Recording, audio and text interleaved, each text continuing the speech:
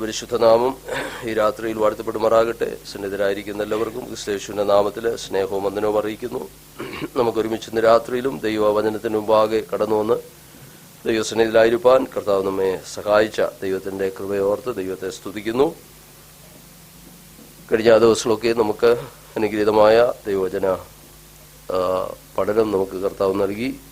പ്രത്യേകിച്ച് ഈ സംവത്സരത്തിന്റെ അവസാന മാസങ്ങളിൽ ദൈവം നമുക്ക് തന്ന നല്ല ആത്മീയ കൂട്ടായ്മകൾക്കായിട്ട് ദൈവത്തെ സ്തുതിക്കുന്നു. അതുപോലെ ഈ തിങ്കളാഴ്ച വൈകിട്ട് നമ്മൾ അപ്പോസ്തല പ്രവൃത്തിയിലേക്ക് തന്നെ മടങ്ങി വരികയാണ്. കഴിഞ്ഞ ദിവസങ്ങളിൽ അതിൻ്റെ 8-ാം അധ്യായം വരെയും നമുക്ക് ചിന്തിപ്പാനായിട്ട് ദൈവം നമ്മെ സഹായിച്ചു. ദൈവ വചനം ശക്തിയോടെ അത് വിവിധ ഇടങ്ങളിലേക്ക് കടന്നു ചെന്ന് അനേക ജീവിതങ്ങളിൽ അത് രൂപാന്തരം വരുത്തുന്ന അനുഭവങ്ങളും സാക്ഷ്യങ്ങളും ചരിത്രങ്ങളുമാണ് നമുക്ക് അപ്പോസ്തല പ്രവൃത്തിയിൽ കാണുവാൻ സാധിക്കുന്നത്. 8-ാം അധ്യായത്തിൽ പ്രധാനമായും നമ്മൾ കണ്ടത് ശമരിയ പട്ടണ നിവാസികൾക്ക് വന്ന മാറ്റം. അതോടൊപ്പം തന്നെ അതിൻ്റെ ഒടുവിലത്തെ ഭാഗത്ത് നമ്മൾ കണ്ടത് എത്യോപ്യക്കാരനായ ഷണ്ണന്റെ മാനസാന്തരത്തെക്കുറിച്ചുമാണ്. അവിടെ നിന്ന് ആ ചരിത്ര സംഭവം നമ്മൾ മനസ്സിലാക്കുമ്പോൾ തന്നെ രണ്ട് വ്യത്യസ്ത നിലകളിലുള്ള സുവിശേഷീകരണ രീതിയെക്കുറിച്ച് നമുക്ക് അല്പമായിട്ട് ചിന്തിപ്പാൻ കഴിഞ്ഞു. ഒന്ന്, മാസ് ഇവാഞ്ചലിസം എന്ന് പറഞ്ഞാൽ വലിയൊരു ജനസമൂഹത്തോട് സുവിശേഷം അറിയിക്കുന്ന ഫിലിപ്പോസിനെ കാണുവാൻ കഴിയുന്നു. ശമരിയ പട്ടണത്തിൽ ചെന്ന് കർത്താവിൻ്റെ മാറ്റമില്ലാത്ത സുവിശേഷം അവരോട് അറിയിക്കുമ്പോൾ അവിടെ അത്ഭുതങ്ങളും അടയാളങ്ങളും ഒക്കെ സംഭവിക്കുന്നുണ്ട്. ജനം ശ്രദ്ധയോടെ ഫിലിപ്പോസ് സംസാരിച്ച ദൈവവചനത്തോട് പ്രതികരിക്കുകയും അവരുടെ പാവങ്ങളെ ഏറ്റുപറഞ്ഞ് മനസാന്തരപ്പെട്ട് സ്നാനപ്പെട്ട് ഒരു കൂട്ടമായി ദൈവത്തെ ആരാധിക്കുന്ന ഒരു ജനമായി ആ പട്ടണത്തിൽ അവർ ഒരുമിച്ച് നിൽക്കുന്നതായിട്ടും ആ പട്ടണത്തിൽ വളരെ സന്തോഷമുണ്ടായി. അതിന് അനന്തര ഫലമായിട്ട് അവരിലുണ്ടായത് വളരെ സന്തോഷമുള്ളവരായി തീർന്നു എന്ന് കാണുവാൻ കഴിയും. പിന്നീട് നമ്മളതിൻ്റെ ഒടുവിലത്തെ ഭാഗം 26 മുതൽ നമ്മൾ വായിച്ച് 40 വരെ വായിച്ചത് ഈ ഫിലിപ്പോസ് തന്നെ ഒരു വ്യക്തിയോട് എങ്ങനെ ആളംപ്രതിയായ സുവിശേഷവേല, പേഴ്സണൽ ഇവാഞ്ചലിസം, ഇങ്ങനെയാണ് ഒരു വ്യക്തിയോട് നമ്മൾ കർത്താവിനെ പരിചയപ്പെടുത്തുന്നത് എന്നുള്ളതിൻ്റെ വളരെ അനുഗ്രഹിക്കപ്പെട്ട ഒരു ഉദാഹരണമാണ് 8-ാം അധ്യായത്തിൻ്റെ 26 മുതലുള്ള വാക്യങ്ങളിൽ നമുക്ക് കാണുവാനായിട്ട് സാധിക്കുന്നത്. വേദപുസ്തകത്തിൽ വ്യക്തിപരമായ സുവിശേഷീകരണത്തോട് ബന്ധപ്പെട്ട് നമുക്ക് ലഭിച്ചിരിക്കുന്ന അതിപ്രധാനമായ 2 ഉദാഹരണങ്ങളാണ്. ഒന്ന്, കർത്താവായ യേശു ക്രിസ്തു ശമരിയ സ്ത്രീയുമായിട്ടുള്ള സംഭാഷണം. 2, അപ്പോസ്തല പ്രവൃത്തികളിൽ ഈ ഫിലിപ്പോസ് എത്യോപ്യക്കാരനായ ഷണ്ണനോട് ദൈവത്തിൻ്റെ വചനം പങ്കുവെക്കുന്ന അനുഭവം. ഇത് രണ്ടിൽ നിന്നും നമുക്ക് എങ്ങനെ കർത്താവിനെ അനുഗമിക്കുന്ന ദൈവമക്കൾക്ക് എങ്ങനെ നമ്മൾ വിശ്വസിക്കുന്ന ഈ സത്യം മറ്റുള്ളവരോട് എങ്ങനെ പങ്കുവെക്കണം എന്നതിനെ സംബന്ധിച്ച് നമുക്ക് ലഭിച്ചിരിക്കുന്ന അനുഗ്രഹീതമായ 2 ഉദാഹരണങ്ങളാണ്. പേഴ്സണൽ ഇവാഞ്ചലിസത്തിന് 6-7 വിധ പോയിന്റുകൾ ആ ഭാഗത്തു നിന്ന് നമ്മൾ പഠിക്കാറുണ്ട്. വിശദമായിട്ട് അതൊക്കെ മനസ്സിലാക്കുന്നത് നമുക്ക് നമ്മുടെ വ്യക്തിപരമായ ജീവിതത്തിൽ വളരെ നല്ലതാണ്. 9-ാം അധ്യായത്തിലേക്ക് കടക്കുമ്പോൾ നമുക്കറിയാം, വേദപുസ്തകത്തിലെ തന്നെ ഏറ്റവും അനുഗ്രഹിക്കപ്പെട്ട ഒരു സാക്ഷ്യമാണ് ശൗലിന്റെ മാനസാന്തരം. പുതിയ നിയമസഭയ്ക്ക് ശക്തമായ നേതൃത്വം കൊടുത്തുകൊണ്ട് പിന്നീട് ഈ അധ്യായങ്ങൾ മുഴുവനും തുടർന്ന് അങ്ങോട്ട് നമ്മൾ വായിക്കുന്ന ഭാഗങ്ങളിലെല്ലാം കാണുന്ന പ്രധാനപ്പെട്ട വ്യക്തിയാണ് അപ്പോസ്തലനായ പൗലോസ്. ആ പൗലോസ് എങ്ങനെയാണ് യേശുവിനെ അറിഞ്ഞത്, പൗലോസിൻ്റെ മുൻ ചരിത്രം എങ്ങനെയുള്ളതായിരുന്നു, എങ്ങനെയാണ് യേശുവുമായുള്ള ബന്ധം പൗലോസിന് ഉണ്ടായതെന്നും അതിന് മുഖാന്തരമായി തീർന്ന സംഭവം എന്താണ്, ആ സംഭവത്തെയൊക്കെ വിശദീകരിക്കുന്ന വളരെ അനുഗ്രഹിക്കപ്പെട്ടൊരു അധ്യായമാണ് അപ്പോസ്തല പ്രവൃത്തി 9. ഒരുപക്ഷെ പുതിയ നിയമ ചരിത്രത്തിൽ ഏറ്റവും വലിയ മാനസാന്തരം അല്ലെങ്കിൽ ഏറ്റവും വലിയ സംഭവം നിശ്ചയമായിട്ടും ശൗലിൻ്റെ മാനസാന്തരമാണ്. കാരണം പിന്നീട് നമ്മൾ കാണുന്നത് ഈ മാറ്റമില്ലാത്ത സുവിശേഷവുമായി അനേക ഇടങ്ങളിലേക്ക് പോകുവാൻ ജാതികളുടെ അപ്പോസ്തലനായിട്ട് ദൈവം ശൗലിനെ അയക്കുന്നു, അല്ലെങ്കിൽ പൗലോസിനെ അയക്കുന്നു. തൽഫലമായി അനേക സഭകൾ സ്ഥാപിക്കപ്പെടുന്നു. 2-3 മിഷണറി യാത്രകളായിട്ട് തന്നെ നമുക്ക് തുടർന്നുള്ള അധ്യായങ്ങൾ അതിനെ പഠിക്കുവാൻ സാധിക്കുന്നുണ്ട്. അതുകൂടാതെ ഇന്ന് ദൈവസഭയ്ക്ക് ലഭിച്ചിരിക്കുന്ന ലേഖനങ്ങൾ ഏറെയും നമുക്ക് പൗലോസിൻ്റെ എഴുത്തുകളിൽ നിന്നാണ് നമുക്ക് ലഭിച്ചത്.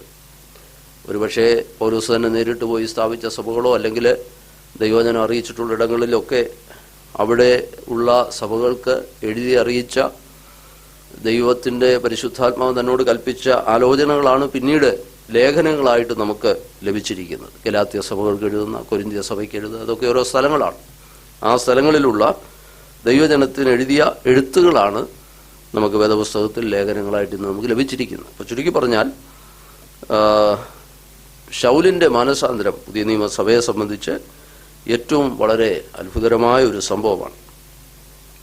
ആ വാക്യങ്ങളിലൂടെ നമ്മൾ കടന്നു പോകുമ്പോൾ ഒരു വ്യക്തിയിൽ എങ്ങനെയാണ് ദൈവം പ്രവർത്തിക്കുന്നത്, എങ്ങനെയാണ് ഒരു മനുഷ്യൻ്റെ മാനസാന്തരം സാധ്യമാകുന്നത് എന്നുള്ളതിനെ സംബന്ധിച്ച് വളരെ വ്യക്തമായിട്ട് നമുക്ക് ലഭിക്കുന്ന ഒരു വിവരണമാണ് വാസ്തവത്തിൽ 9-ാം അധ്യായം, ശൗലിൻ്റെ മാനസാന്തരം. ശൗൽ എന്ന് പറയുന്ന വ്യക്തി എങ്ങനെ കർത്താവിനെ അറിഞ്ഞു? അത് ഈ അപ്പോസ്തല പ്രവൃത്തി തന്നെ 3 പ്രാവശ്യം രേഖപ്പെടുത്തിയിട്ടുണ്ട്. ഒന്ന്, ഇവിടെ ഈ അപ്പോസ്തല പ്രവൃത്തിയുടെ രചയിതാവായ ലൂക്കോസ് അതൊരു ചരിത്ര സംഭവമായിട്ട് 9-ാം അധ്യായത്തിൽ എഴുതിയെങ്കിൽ പിന്നീട് 2 ഭാഗങ്ങളിൽ അപ്പോസ്തല പ്രവൃത്തി തന്നെ പൗലോസിന്റെ പ്രസംഗത്തിൽ ഞാൻ എങ്ങനെ രക്ഷിക്കപ്പെട്ടു എന്ന് പറയുന്ന 2 വേദഭാഗമുണ്ട്. പിന്നീട് നമ്മളത് ആ ഭാഗത്തേക്ക് വരുന്നുണ്ട്. അങ്ങനെ 3 ഇടത്ത് ഈ അപ്പോസ്തല പ്രവൃത്തിയിൽ തന്നെ ഈ വ്യക്തിയുടെ മാനസാന്തരത്തെക്കുറിച്ച് പറഞ്ഞിട്ടുണ്ട്. ഇനി ലേഖനങ്ങളിൽ നമ്മൾ വന്നാൽ 4 ഇടങ്ങളിൽ, ഗലാത്യ ലേഖനത്തിലുണ്ട്, 1 കൊരിന്ത്യരിലുണ്ട്, 2 കൊരിന്ത്യരിലുണ്ട്, അങ്ങനെ 3 ലേഖനങ്ങളിലായിട്ട് 4 ഇടങ്ങളിലായിട്ട് പൗലോസിന്റെ മാനസാന്തരത്തെക്കുറിച്ച് ചെയ്തിട്ടുണ്ട്. ചുരുക്കി പറഞ്ഞാൽ പുതിയ നിയമത്തിൽ 7 ഇടങ്ങളിൽ ഈ വ്യക്തിയുടെ മാനസാന്തര അനുഭവത്തെക്കുറിച്ച് രേഖപ്പെടുത്തിയിട്ടുണ്ട്. അപ്പോൾ തന്നെ നമുക്കറിയാം അത് വളരെ പ്രാധാന്യമുള്ളൊരു കാര്യമാണ്. എന്നാൽ ശൗലിനെ സംബന്ധിച്ച് നമ്മൾ ചിന്തിച്ചാൽ ഒരു വ്യക്തിയുടെ മാനസാന്തര അനുഭവം എന്ന് പറയുന്നത് എപ്പോഴും നമ്മളെ വളരെ ചിന്തിപ്പിക്കുന്ന ഒരു കാര്യമാണ്. ഇന്ന് ഇവിടെ ഇരിക്കുമ്പോൾ നമ്മുടെയൊക്കെ ജീവിതാനുഭവങ്ങളിൽ കർത്താവിനെ കണ്ടുമുട്ടുവാൻ ഉണ്ടായ മുഖാന്തരങ്ങൾ ഒരുപക്ഷെ നമുക്കത് വളരെ യാദൃശ്യമായി തോന്നിയാലും ഈ അധ്യായം പഠിക്കുമ്പോഴാണ് ദൈവത്തിന് എല്ലാറ്റിനും ഒരു മുൻ പദ്ധതി ഉണ്ടായിരുന്നെന്നും ദൈവത്തിൻ്റെ ഉദ്ദേശമാണ് നിവൃത്തിയാകുന്നതെന്നും ദൈവവചനം എത്ര കൃത്യമായിട്ട് ആ കാര്യങ്ങൾ രേഖപ്പെടുത്തിയിരിക്കുന്നു എന്ന് കാണുമ്പോഴാണ് നമ്മുടെ ജീവിതമായിട്ട് അതിനെ ഒന്ന് അതെ തട്ടിച്ചു നോക്കാനായിട്ട് കർത്താവ് നമ്മെ സഹായിക്കട്ടെ. ദൈവത്തിന് സ്തോത്രം. ഞാൻ ആ വേദഭാഗങ്ങളിലേക്ക് നമുക്ക് വേഗം കടന്നു പോകാം. 9-ാം അധ്യായത്തിൻ്റെ 1 മുതൽ ചില വാക്യങ്ങൾ ഒരാൾക്ക് വായിക്കാമോ? 9-ന്റെ 1 മുതൽ ചില വാക്യങ്ങൾ.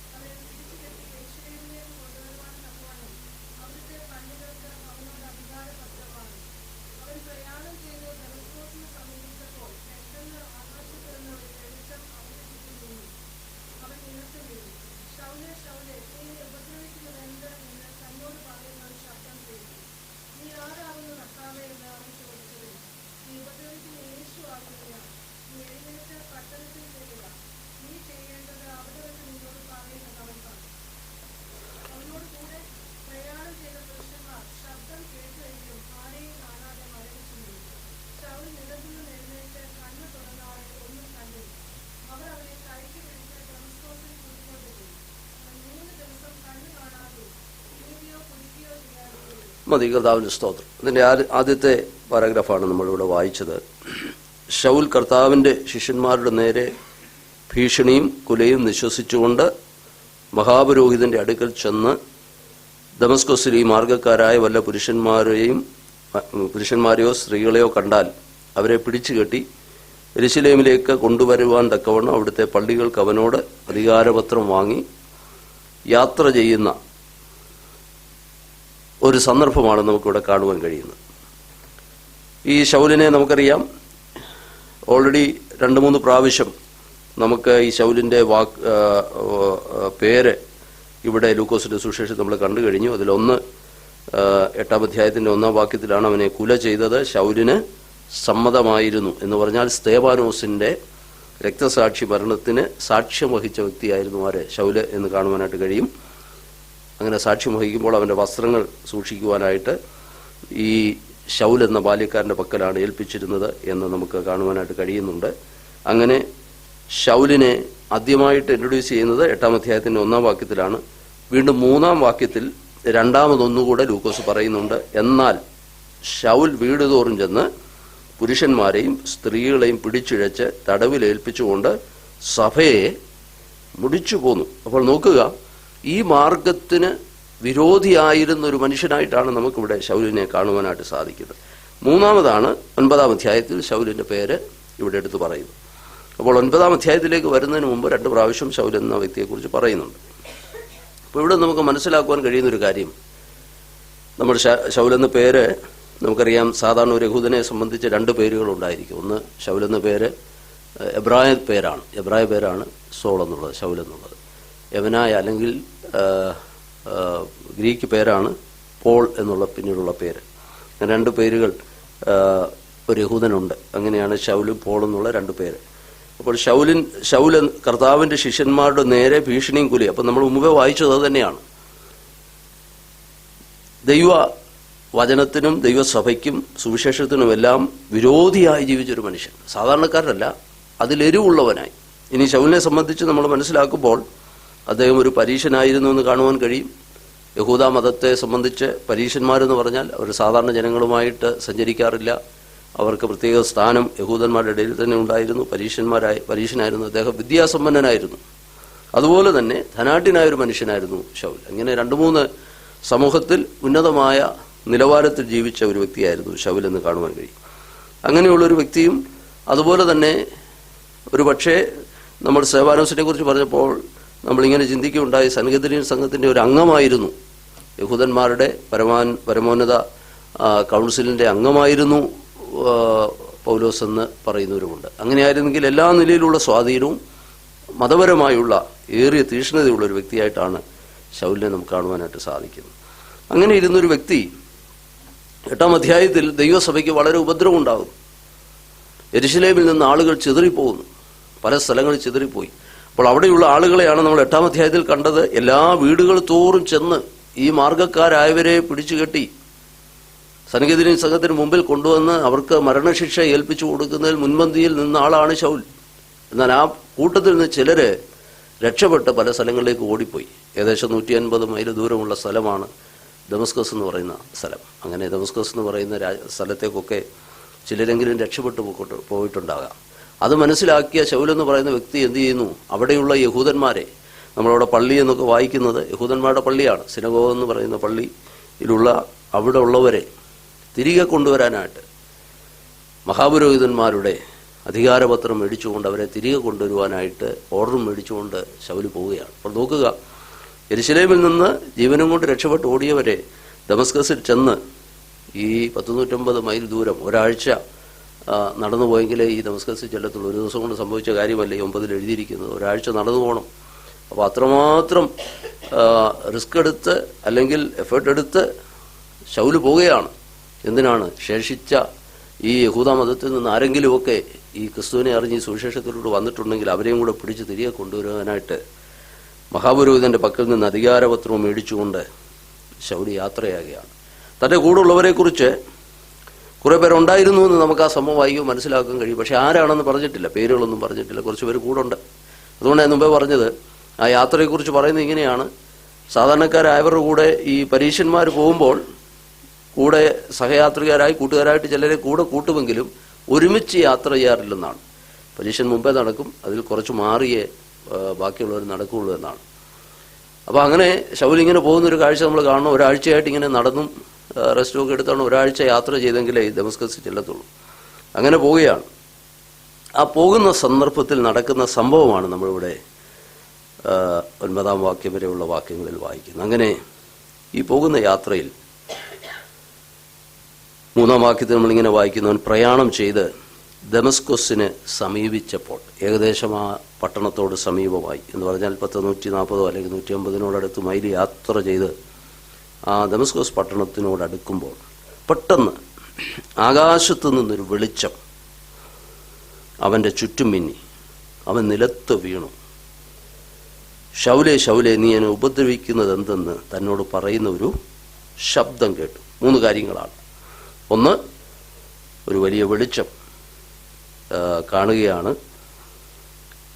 ഒരു വെളിച്ചം അവൻ്റെ ചുറ്റും മിന്നി. ആ വെളിച്ചം കണ്ടുകൊണ്ട് അവൻ നിലത്ത് വീഴുകയാണ്. അപ്പോൾ വെളിച്ചം കണ്ടു, അതോടൊപ്പം തന്നെ ഒരു ശബ്ദം കേൾക്കുകയാണ്.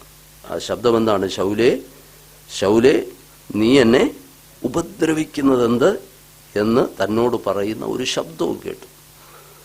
ഈ 2-3 കാര്യങ്ങളാണ് ഇവിടെ എഴുതിയിരിക്കുന്നത്. ഇത് ഞാൻ പറഞ്ഞല്ലോ, നമ്മൾ ഇവിടെ മാത്രമല്ല 2-3 ഇടങ്ങളിൽ നമുക്ക് ഇത് കാണുവാനായിട്ട് സാധിക്കുന്നുണ്ട്.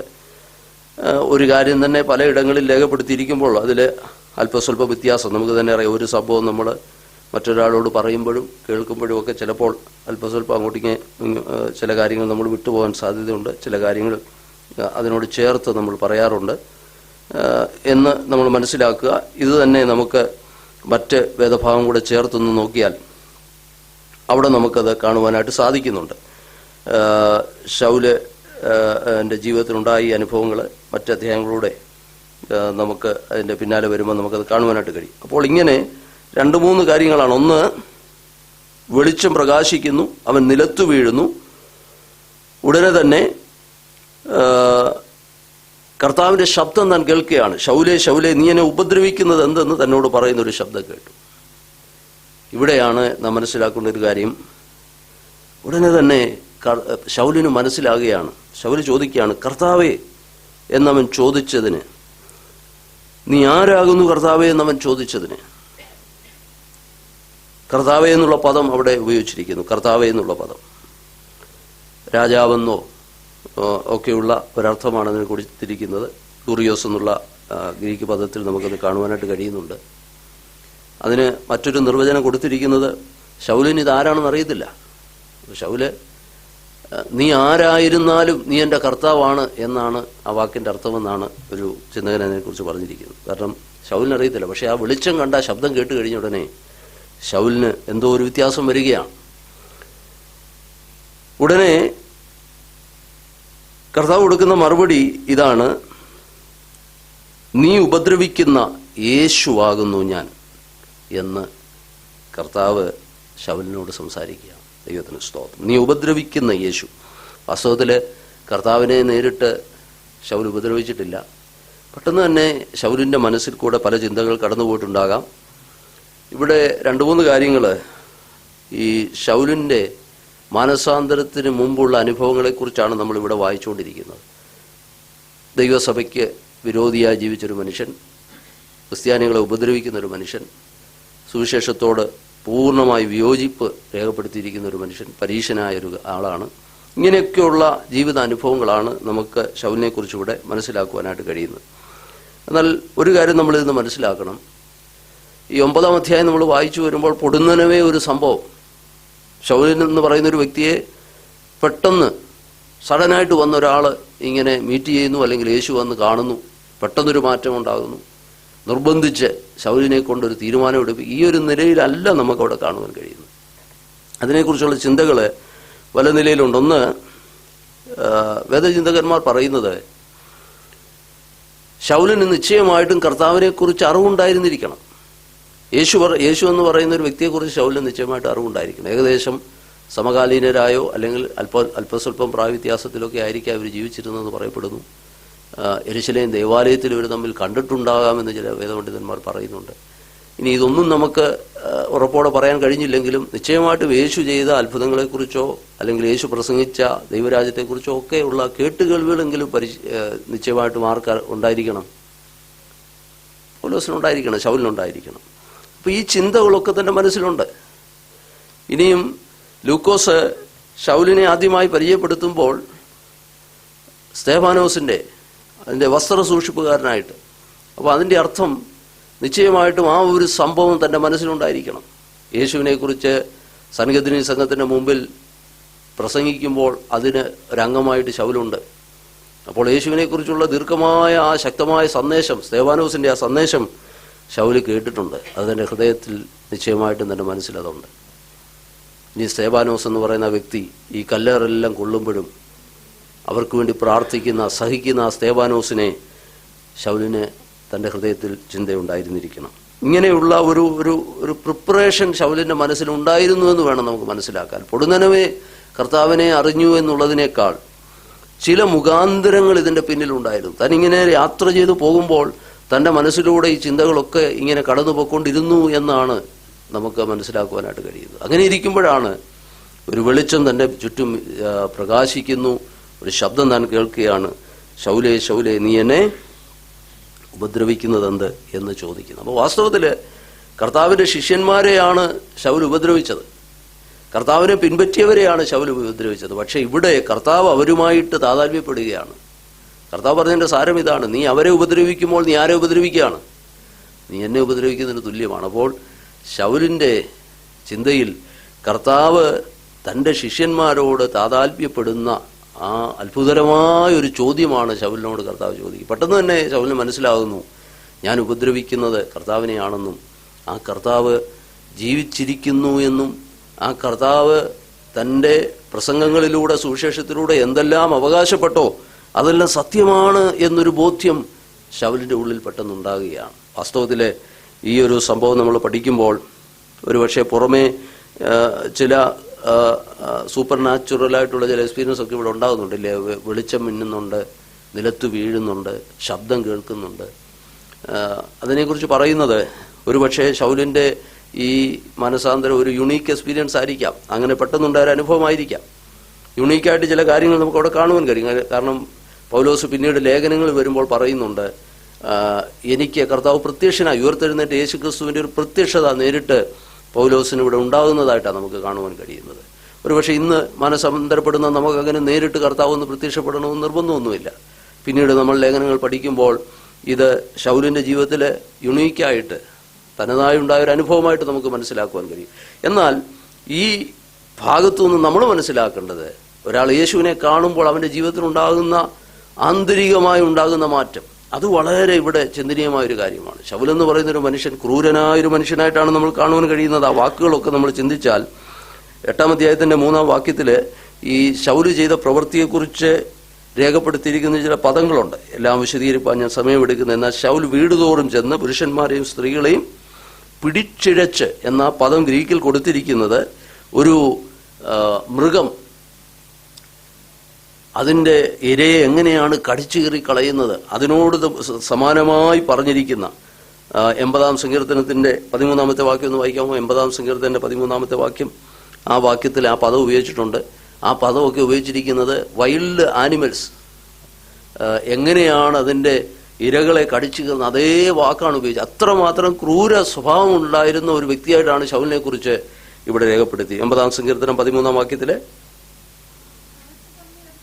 കാട്ടുപന്നി അതിനെ മാന്തി, ആ പദം തന്നെയാണ്, സെയിം വേർഡാണ് അവിടെ ഉപയോഗിച്ചിരിക്കുന്നത്. അപ്പോൾ ഒരു വൈൽഡ് ബീസ്റ്റിനെ പോലെ, ഒരു കാട്ടുമൃഗത്തെ പോലെ സ്വഭാവം ഉണ്ടായിരുന്ന ഒരു വ്യക്തിത്വമായിട്ടാണ് എന്ന് പറഞ്ഞാൽ തൻ്റെ മതത്തിലും തൻ്റെ വിശ്വാസത്തിലും തീക്ഷ്ണത പൂണ്ട് മറ്റുള്ളവരോടുള്ള ബന്ധത്തിൽ അതേ ആ സ്വഭാവത്തോടുകൂടെ അവരെ നശിപ്പിക്കണമെന്നുള്ള ചിന്തയോടുകൂടെ ജീവിച്ചൊരു മനുഷ്യൻ. കർത്താവിന് സ്തോത്രം. അപ്പോൾ അങ്ങനെയാണ് ശൗലിനെ കുറിച്ച് നമുക്കവിടെ കാണുന്നത്. എന്നാൽ ഈ വ്യക്തിയിൽ ഉണ്ടാകുന്ന ആന്തരികമായ മാറ്റം, അപ്പോൾ യേശുക്രിസ്തുവിൻ്റെ അപ്പോസ്തലൻ എന്നുള്ള നിലയിൽ ശൗലിന് മാത്രം ഉണ്ടായ ചില അനുഭവങ്ങൾ നമ്മൾ ആ ഭാഗത്ത് പഠിക്കുന്നുണ്ട്, മനസ്സിലാക്കുന്നുണ്ടെങ്കിലും ഒരു വ്യക്തിയുടെ മാനസാന്തരത്തിൽ എന്തെല്ലാം അടങ്ങിയിരിക്കുന്നു എന്നുള്ള ചോദ്യത്തിനാണ് ഇവിടെ പ്രസക്തി. അതെന്നും തുടർന്നുകൊണ്ടിരിക്കുന്നു എന്നുള്ളത് നമ്മുടെയും കൂടെ അനുഭവമാണ്. ദൈവത്തിന് സ്തോത്രം. ഒരു മനുഷ്യൻ്റെ ഉള്ളിൽ വരുന്ന മാറ്റം നോക്കുക. അത്രമാത്രം ക്രൂരമായ ഒരു സ്വഭാവത്തിന് വിധേയനായ ഒരു മനുഷ്യൻ, ഒരർത്ഥത്തിൽ പറഞ്ഞാൽ ദമസ്കസിൽ ചെന്ന് തൻ്റെ ശിഷ്യന്മാരെ, കർത്താവിനെ പിൻപറ്റുന്നവരെ അറസ്റ്റ് ചെയ്തുകൊണ്ട് വരാനായിട്ട് പോയ ആള്, തടവിലാക്കുവാനായിട്ട് പോയ ആള്, ഒരു വേദഗ്രന്ഥൻ പറഞ്ഞിരിക്കുന്നത് വഴിയിൽ വെച്ച് യേശുവിൻ്റെ തടവുകാരനായി മാറിയെന്നാണ്. Praise the Lord. യേശുവിനെ പിൻപറ്റുന്നവരെ തടവിലാക്കുവാനായി പോയ ആള് വഴിയിൽ വെച്ച് യേശുവിൻ്റെ തടവുകാരനായിട്ട് മാറി. അപ്പോൾ അങ്ങനെയുള്ള ഒരു വലിയ മാറ്റമാണ് ഇവിടെ ശൗലിൻ്റെ ജീവിതത്തിൽ ഉണ്ടാകുന്നത് എന്ന് നമുക്ക് കാണുവാനായിട്ട് കഴിയും. ദൈവത്തിന് സ്തോത്രം. പിന്നീട് നമ്മൾ ആ ഭാഗം പഠിച്ചു വരുമ്പോൾ ഞാൻ പറഞ്ഞു വന്നത് ശൗലിൻ്റെ മാനസാന്തരത്തിന് മുമ്പുള്ള അനുഭവങ്ങൾ. ഒന്നാമതായി നമ്മൾ അതിൽ നിന്ന് മനസ്സിലാക്കേണ്ടത് ഒരു ഒരുക്കമുണ്ടായിരുന്നു എന്നുള്ളതാണ്. ഞാൻ പറഞ്ഞു വന്നത് നമുക്കത് മനസ്സിലാക്കുവാനായിട്ട് കഴിയും. പെട്ടെന്നുണ്ടായ ഒരു കാര്യമല്ല. എല്ലാ വ്യക്തിയുടെ ഉള്ളിൽ നമ്മൾ കർത്താവിനെ അറിയുന്നതിന് മുമ്പ് അതിനുവേണ്ടി ദൈവം ഒരുക്കുന്ന ചില മുഖാന്തരങ്ങൾ, അതിനായിട്ട് നമ്മൾ അവിടെ അത് വ്യക്തമായിട്ട് മനസ്സിലാക്കുവാൻ അവിടെ ഉപയോഗിക്കുന്ന ഒരു പഴഞ്ചൊല്ലുണ്ട്. അത് മനസ്സിലാക്കുമ്പോഴാണ് പൗലോസിനെ അല്ലെങ്കിൽ ശൗലിനെ ദൈവം അതിനുവേണ്ടി ഉപയോഗിച്ചുകൊണ്ടിരുന്നു എന്ന് കാണുവാൻ കഴിയുന്നത്. കർത്താവ് ചോദിക്കുന്ന ചോദ്യമുണ്ട്, നീ ആരാകുന്നു കർത്താവേ എന്ന് ശൗല് ചോദിച്ചതിന് നീ ഉപദ്രവിക്കുന്ന യേശു ആകുന്നു ഞാൻ. താഴോട്ട് വായിച്ചാട്ടെ. നീ ചെയ്യേണ്ടത് അവിടെ വെച്ച് ഞാൻ നിന്നോട് പറയും.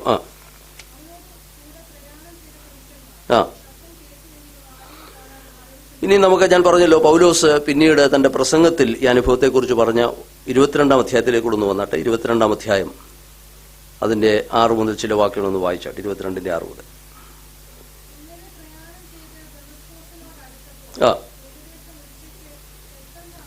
ശ്രദ്ധിക്കുക, അവിടെ എല്ലാം അല്പം വിശദീകരണത്തിൽ ഇച്ചിരി മാറ്റങ്ങളുണ്ട്. അവിടെ ഉച്ച സമയമായിരുന്നെന്ന് അവിടെ പറയുന്നുണ്ട്. അത് നമ്മൾ 9-ാം അധ്യായത്തിൽ കാണുന്നില്ല. ഉച്ച സമയമായിരുന്നു. അപ്പോൾ ഉച്ച സമയത്ത് സാധാരണ നല്ല വെളിച്ചമാണ്. അപ്പോൾ അതിനേക്കാളും വലിയൊരു പ്രകാശം, നമുക്കത് ചിന്തിക്കാവുന്നേ ഉള്ളൂ. എന്നിട്ട് വായിച്ചാട്ടെ. എന്റെ ചുറ്റും മിന്നി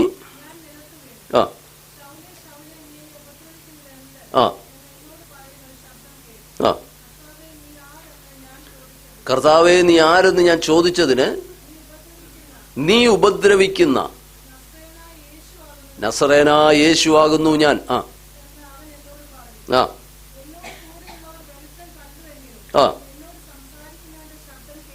ശബ്ദം കേട്ടില്ല. കൂടെയുള്ളവർ വെളിച്ചം കണ്ടു, പക്ഷെ ഈ ശബ്ദം കേട്ടില്ലെന്ന് അവിടെ എഴുതിയിട്ടുണ്ട്. എന്നിട്ട്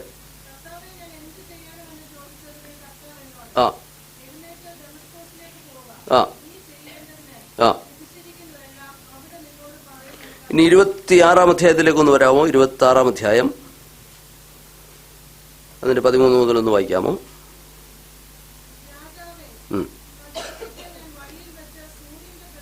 ഇത് മറ്റൊരു സന്ദർഭത്തിൽ ശൗൽ തന്നെ മാനസാന്തരത്തെ പറയുന്നൊരു കാര്യമാണ്. 26-13. വഴിയിൽ വെച്ച് സൂര്യന്റെ പ്രകാശത്തെ കവിഞ്ഞ്, നട്ടുച്ചയ്ക്കാണ്, സൂര്യൻ ഏറ്റവും പ്രകാശിക്കുന്ന സമയമാണ്, പക്ഷേ സൂര്യന്റെ പ്രകാശത്തെ കവിഞ്ഞൊരു വെളിച്ചം.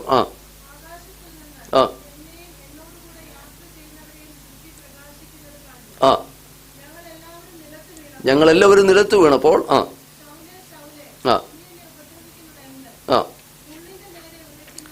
അതാണ് ശ്രദ്ധിക്കേണ്ടത്. ഇവിടെയാണ് ശൗൽ ഒരു പ്രധാന കാര്യം പറഞ്ഞു. ഇവിടെയാണ് ശൗലിനെ ആ മാനസാന്തര അനുഭവത്തിനു വേണ്ടി ദൈവം പ്രിപ്പയർ ചെയ്തുകൊണ്ടിരിക്കുകയായിരുന്നു എന്നുള്ളതിൻ്റെ ഒരു തെളിവാണ് ആ പദം. അത് മറ്റു രണ്ടിടത്ത് നമ്മൾ കണ്ടില്ല. കർത്താവ് എന്താ പറഞ്ഞേ? വായിച്ചോ. മുള്ളിന്റെ നേരെ. എന്താണ് അത് അർത്ഥം? അതൊരു പഴഞ്ചൊല്ല. നമ്മുടെ നാട്ടിൽ ഒത്തിരി പഴഞ്ചൊല്ലുണ്ടല്ലോ എന്ന് പറഞ്ഞ പോലെ, അന്ന് എബ്രായരുടെ ഇടയിലും അല്ലെങ്കിൽ യഹൂദന്മാരുടെ ഇടയിലും യവനാരുടെ ഇടയിലും ജാതികളുടെ ഇടയിലും സ്വാഭാവികമായി ഉപയോഗിക്കുന്ന ഒരു പഴഞ്ചൊല്ലായിരുന്നു എന്ത്? മുള്ളിന്റെ ഇടയിൽ ഉദയ്ക്കുക എന്ന് പറയുന്നത്. എന്താണ് അതിൻ്റെ അർത്ഥം? മുള്ള് എന്ന് പറഞ്ഞിരിക്കുന്നത് അത് ഉഴുന്നതിനുമായിട്ട് ബന്ധപ്പെട്ട്, അതായത് ഒരു കാള, നമുക്കറിയാം, കാളയെ മെരുക്കിക്കൊണ്ട് ഒരു കൃഷിക്കാരൻ അതിനെ ഇങ്ങനെ ഉഴുതാനായിട്ട് കൊണ്ടുപോകുമ്പോൾ അതിനെ പെട്ടെന്ന് ഒന്നും പറ്റത്തില്ല. അതിനെ പല രീതിയിൽ ട്രെയിൻ ചെയ്തെങ്കിലേ അതിന് ആ ജോലി ചെയ്യാൻ സാധിക്കത്തുള്ളൂ. അപ്പം അങ്ങനെ ഉഴുതുവാനായിട്ട് അതിനെ ട്രെയിൻ ചെയ്യുന്ന കൂട്ടത്തിൽ അതിൻ്റെ കാലിനോട് ചേർത്തൊരു മുള്ള് വെക്കാറുണ്ടെന്നാണ്. ഒരു മുള്ള് വെക്കും.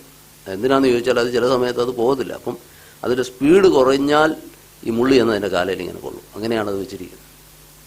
അപ്പോൾ ആ മുള്ള് കൊള്ളുമ്പോൾ അതെന്ത് ചെയ്യും? പിന്നെ മുമ്പോട്ട് ഓടി അത് നില ഉഴുത് പൊക്കോണ്ടിരിക്കും. അപ്പോൾ അപ്പോൾ അങ്ങനെ അതിൽ നിന്ന് വന്നതാണ് ഈ ശൈലി. അപ്പോൾ അത് സ്വാഭാവികമായിട്ട് യഹൂദന്മാർക്കെല്ലാം പരിചയമുള്ള കാര്യം. അപ്പോൾ കർത്താവ് പറഞ്ഞതിൻ്റെ സാരം ഇതാണ്: ശൗലേ, നീ മുള്ളിൻ്റെ നേരെ ഉഴുതുന്ന നിനക്കെന്താണ്? നിനക്ക് വിഷമമാണെന്ന് പറഞ്ഞാൽ എന്താ? അത് നിനക്ക് വേദന എടുക്കും. നീ മുന്നോട്ട് പോയില്ലെങ്കിൽ അത് വേദന എടുക്കും. നീ മുള്ളിന്റെ നേരെ നിന്നാൽ അത് നിനക്ക് വേദന ഉണ്ടാക്കും, അല്ലെങ്കിൽ നിനക്ക് അതുകൊണ്ടൊരു പ്രയോജനം വരത്തില്ല. അപ്പോൾ ഇതുകൊണ്ട് എന്താ അർത്ഥമാക്കുന്നത്? എന്താണ് കർത്താവ് പറഞ്ഞതിന്റെ സാരം? ശൗലിനോട് കർത്താവ് പറഞ്ഞ ഇതാണ്: ഞാൻ നിന്റെ ജീവിതത്തിൽ ചില മുള്ളുകൾ ഇങ്ങനെ തന്നിട്ടുണ്ടായിരുന്നു. എന്തിനാണെന്നറിയാമോ? കർത്താവ് തന്നെ ചില മുള്ളുകൾ ഇങ്ങനെ ശൗലിന്റെ ജീവിതത്തിൽ കൊടുത്തിട്ടുണ്ടായിരുന്നു. ശൗലിങ്ങനെ പല സന്ദർഭത്തിൽ അതിനെ എങ്ങനെയെങ്കിലും ഓടിച്ചു മടക്കി തന്റെ ഇഷ്ടപ്രകാരം കൊണ്ടുപോകാനായിട്ട് ശ്രമിച്ചു നോക്കി. പക്ഷേ കർത്താവ് പറഞ്ഞില്ല, നിനക്കത് വിഷമമുള്ള കാര്യം, നിന്നെ കൊണ്ട് സാധിക്കത്തില്ല. നീ എത്ര ശ്രമിച്ചാലും ആ മുള്ളുകൾ, ഇനി ആ മുള്ളുകൾ ഏതാണെന്ന് അവിടെ പറഞ്ഞിട്ടില്ല. കർത്താവും പറഞ്ഞില്ല ഏതൊക്കെ ആ മുള്ളെന്ന് പറഞ്ഞിട്ടില്ല. പക്ഷേ നമുക്ക് ഈ ഭാഗം പഠിച്ചു വരുമ്പോൾ അതാ ഞാൻ പറഞ്ഞത്, ശൗലിനെ വാസ്തവത്തിൽ കർത്താവ് അതിനുവേണ്ടി ഒരുക്കിക്കൊണ്ടിരിക്കുകയായിരുന്നു. ചില മുള്ളുകൾ അതിൽ ദൈവവചനത്തിൽ നിന്ന് തന്നെ ചില, അല്ലെങ്കിൽ പുതിയ നിയമഭാഗങ്ങളെല്ലാം കൂടെ, ഗുരുതി ലേഖനമൊക്കെ നമ്മൾ ചേർത്ത് പഠിക്കുമ്പോൾ തൻ്റെ ജീവിതത്തിൻ്റെ പിന്നീടുള്ള അനുഭവത്തിൽ പൗലോസ് പറയുന്നുണ്ട്, വാസ്തവത്തിൽ ദൈവം എന്നെ അതിനുവേണ്ടി ഒരുക്കുമായിരുന്നു. ഇതിൽ ഒന്നാമതായി പറയുന്ന മുള്ള് തൻ്റെ ഉള്ളിൽ തന്നെ വന്ന സംശയങ്ങളാണെന്നാണ് പറയുന്നത്. അതായത് ഈ സ്തേഫാനോസിൻ്റെ മരണത്തിന് സാക്ഷ്യം വഹിക്കുന്നു. എടാ, ഇങ്ങനെ ഒരു മനുഷ്യൻ ഇത്രയുമായി അദ്ദേഹത്തെ കൊല്ലുമ്പോഴും ദോഷികളായ മനുഷ്യർക്ക് വേണ്ടി പ്രാർത്ഥിക്കാൻ സാധിക്കുക, ആ സംഘത്തിനെയും സംഘത്തിൻ്റെ മുമ്പിൽ സാക്ഷാൽ ക്രിസ്തുവിനെക്കുറിച്ചുള്ള തൻ്റെ ആ പ്രസംഗം, ഇനി ഒരു പക്ഷേ തൻ്റെ ജീവിതത്തിൽ യേശുവിനെക്കുറിച്ച് കേട്ടിട്ടുള്ളതായ അത്ഭുതങ്ങളും അടയാളങ്ങളും ദൈവരാജ്യത്തെക്കുറിച്ചുള്ള സന്ദേശങ്ങളും, ഇവയെല്ലാം ശൗലിൻ്റെ മനസ്സിൽ വല്ലാതെ, എത്രത്തോളം ഇതിനെ ഇല്ലായ്മ ചെയ്യാൻ ശ്രമിക്കുന്നോ, എത്രത്തോളം ഇതിനെ പുറകിലെറിഞ്ഞ് മുന്നോട്ട് പോകാൻ ഞാൻ ശ്രമിക്കുന്നു, അപ്പോഴെല്ലാം ഇതൊരു മുള്ളുപോലെ നിന്റെ ഹൃദയത്തിൽ ഇങ്ങനെ കുത്തിക്കൊണ്ടിരുന്നെന്നാണ് വേദചിന്തകന്മാർ അതിനെക്കുറിച്ച് പറയുന്നത്. ഇതാണ് കർത്താവ് പറഞ്ഞത്. ശൗലേ, ഞാൻ നിന്നെ ഒരുക്കൊണ്ട് ഓരോ ഇൻസിഡൻറ്റും നിന്റെ ജീവിതത്തിൽ വരുമ്പോൾ അത് ഓരോ മുള്ളുകളായി കർത്താവിലേക്ക് തിരിയുവാനുള്ള മുള്ളുകളായി, നിന്നെ എൻ്റെ വഴിയിലൂടെ പരിശീലിപ്പിക്കാനായിട്ടുള്ള മുള്ളുകളായിട്ട് ഇത് നിന്റെ ഹൃദയത്തിൽ ഉണ്ടായിരുന്നു എന്നാണ്. അതിനെക്കുറിച്ച് പല രീതിയിലുള്ള വിശദീകരണമുണ്ട്. മനുഷ്യജീവിതത്തിൽ ഈ അവരവരുടെ മതങ്ങളിൽ പലപ്പോഴും അവരവരുടെ ചിന്താഗതികളിലോ മതങ്ങളിലോ ഒക്കെ വളരെ എരിവുള്ളവരായി കാണപ്പെടുന്നവർ, അല്ലെങ്കിൽ തീവ്രമായ ചിന്തകൾ വെച്ച് പുലർത്തുന്നവരെ കുറിച്ച് പറയുന്നത് അവരുടെ ഉള്ളിലുണ്ടാകുന്ന സംശയങ്ങളുടെ ഒരു കോമ്പൻസേഷനായിട്ടാണ് പലപ്പോഴും തങ്ങൾ വിശ്വസിക്കുന്നതിന് ഏറ്റവും തീവ്രമായി കരുതുന്നതെന്നാണ് ഈ മനഃശാസ്ത്രജ്ഞന്മാർ തന്നെ പറയുന്നത്. നമ്മളിപ്പോഴത്തെ ഈ തീവ്രവാദത്തെക്കുറിച്ചൊക്കെ പഠിക്കുമ്പോൾ അങ്ങനെ പറയുന്നത്. അങ്ങനെ സംശയാലുക്കളായ മനുഷ്യരാണ് കൂടുതൽ തീവ്രവാദികളാകുന്നത് എന്ന് പറയുന്നൊരു രീതിയുണ്ട്. അത് മനഃശാസ്ത്രപരമായി തെളിയിക്കപ്പെട്ടൊരു കാര്യമാണ്. ഇപ്പം ശൗല് എത്രയധികം തീക്ഷ്ണതയോടെ മുന്നോട്ട് പോകാൻ ശ്രമിക്കും തോറും തൻ്റെ ഉള്ളിൽ ഒരു അൺഈസിനെസ്, എന്തോ ഒരു അസ്വസ്ഥത രൂപപ്പെട്ടു എന്നാണ് നമുക്ക് മനസ്സിലാക്കുവാൻ കഴിയും. അത് ഇവിടെ വളരെ വ്യക്തമാണ്. അങ്ങനെ അതുകൊണ്ടാണ് കർത്താവ് ശൗലിനോട് പറഞ്ഞത്, ശൗലേ, ചില മുള്ളുകൾ നിന്റെ ജീവിതത്തിൽ ഞാനിങ്ങനെ കൂടെ തരുന്നുണ്ടായത്. എന്തിനാണെന്നറിയാമോ? നിന്നെ ഒരു നിന്നെ മെരുക്കിയെടുക്കാൻ, ആ ഉഴുതുവാനുള്ള ആ ജോലിയിൽ നിന്നെ മെരുക്കിയെടുക്കുവാനായിട്ട്. മെരുങ്ങാത്തൊരു കാളെ എങ്ങനെ മെരുക്കിയെടുക്കുന്നതിനോട് ബന്ധപ്പെട്ടാണ് ആ പഴഞ്ചൊല്ല് അവിടെ ഉണ്ടായത്. അതേ ആശയത്തിലാണ് കർത്താവ് ഇവിടെ പറയുന്നത്, നിന്നെ ഞാൻ അതിനായിട്ട് മെരുക്കിയെടുക്കുക. വാസ്തവത്തിൽ ഇത് വളരെ സത്യമാണ്. നമ്മുടെയൊക്കെ ക്രിസ്ത്യ ജീവിതത്തിൽ ഒരു സുപ്രഭാതത്തിൽ ഒരുപക്ഷെ നമ്മുടെ ഒരാൾ ദൈവവചനം പറഞ്ഞു, നമുക്കൊരു ക്രിസ്ത്യ അനുഭവം ഉണ്ടായി. എന്നാൽ അതിൻ്റെ പിന്നാലെ നമ്മൾ ചിന്തിക്കുമ്പോൾ, കർത്താവേ, നീ എന്നെ ഇതിനു വേണ്ടി ആയിരുന്നല്ലോ ഒരുക്കിക്കൊണ്ട് വന്നതെന്ന് ഓർക്കുന്ന ദൈവമക്കൾക്കായി ഞാൻ ദൈവത്തെ സ്തുതിക്കും. നമ്മുടെയൊക്കെ ക്രിസ്ത്യ ജീവിതം തിരിഞ്ഞു നോക്കിയാൽ നമ്മളൊന്നും യാദൃച്ഛികമായിട്ട് ഇങ്ങനെ കർത്താവിനെ കണ്ടുമുട്ടിയതോ അല്ലെങ്കിൽ ഒരു സുപ്രഭാതത്തിൽ നടന്ന ഒരു പെട്ടെന്നുണ്ടായ ഒരു വൈകാരികമായ അനുഭവത്തിലുണ്ടായ ഒരു അനുഭവത്തെക്കുറിച്ചൊന്നുമല്ല. ഒരു പക്ഷേ അതൊക്കെ അതിനകത്ത് ഇൻവോൾവ് ആയിരിക്കാം. നമ്മളിവിടെ കാണുന്നുണ്ട്, ഒരു സൂപ്പർ നാച്ചുറൽ എക്സ്പീരിയൻസ് ആണിത്, വലിയൊരു വെളിച്ചം ഉണ്ടാകുന്നുണ്ട്, ശബ്ദം കേൾക്കുന്നുണ്ട്, ഇതൊക്കെ ഉണ്ടായിരിക്കാം. പക്ഷേ അതിൻ്റെ എല്ലാം പിന്നിൽ നാം മനസ്സിലാക്കേണ്ടത്, രക്ഷയുടെ അനുഭവം എന്ന് പറയുന്നത് കേവലം ഒരു തോന്നലോ പെട്ടെന്നുണ്ടാകുന്ന ഒരു വിഭ്രാന്തിയൊന്നുമല്ല. ഇന്ന് രാത്രി രക്ഷിക്കപ്പെട്ട ദൈവമക്കളോട് ഞാൻ ചോദിക്കട്ടെ, നമ്മുടെയൊക്കെ ഉള്ളിൽ കർത്താവ് നമ്മെ ഒരുക്കിക്കൊണ്ടുവന്ന വഴികൾ അല്ല, ഈ അനുഭവത്തിലേക്ക് നമ്മെ കൊണ്ടുവരുവാനായിട്ടൊരു പ്രിപ്പറേഷൻ ഉണ്ടായിരുന്നു എന്നുള്ളത് വളരെ വ്യക്തമായിട്ട് നമുക്കിതിൽ നിന്ന് മനസ്സിലാക്കുവാൻ കഴിയുന്ന ഒരു സംഗതിയാണ്. ദൈവത്തിന് സ്തോത്രം. രണ്ടാമതായിട്ട് ആ എക്സ്പീരിയൻസ് ഞാൻ പറഞ്ഞല്ലോ, എന്താണ് ഇവിടെ സംഭവിച്ചത് എന്നുള്ളത്. ഒന്ന്, ശൗലിൻ്റെ മുൻപിലുള്ള ജീവിതം, അതിനുവേണ്ടി ദൈവം അവനെ ഒരുക്കിക്കൊണ്ട് വരികയായിരുന്നു ഞാൻ പറഞ്ഞു. രണ്ടാമതായി നമ്മളവിടെ മനസ്സിലാക്കേണ്ടത്, അതിന് ശേഷം ആ നടന്ന സംഭവത്തെക്കുറിച്ചുള്ള ഈ വിവരണങ്ങളിലെല്ലാം നമ്മൾ കാണുന്നത് കർത്താവ് നേരിട്ട് പൗലോസിനോട് അല്ലെങ്കിൽ ശൗലിനോട് സംസാരിക്കുകയാണ്. നമ്മളവിടെ ഒന്ന് രണ്ട് കാര്യങ്ങൾ എടുത്ത് ചിന്തിക്കണം. ഒന്ന് രണ്ട് കാര്യങ്ങൾ ഞാൻ പറഞ്ഞല്ലോ, അതൊരു വ്യക്തി എന്നുള്ള നിലയിൽ തനിക്കുണ്ടായ ഒരു തോന്നലല്ല. വളരെ വ്യക്തമായിട്ട് ഒന്ന് രണ്ട് വാക്യങ്ങൾ, 9-ാം അധ്യായം 17, 27 വാക്യങ്ങൾ, രണ്ട് വാക്യങ്ങൾ ഒന്നുകൂടെ വായിക്കാമോ? 9-ന്റെ 17-ാം വാക്യം ഒന്ന് വായിക്കാമോ?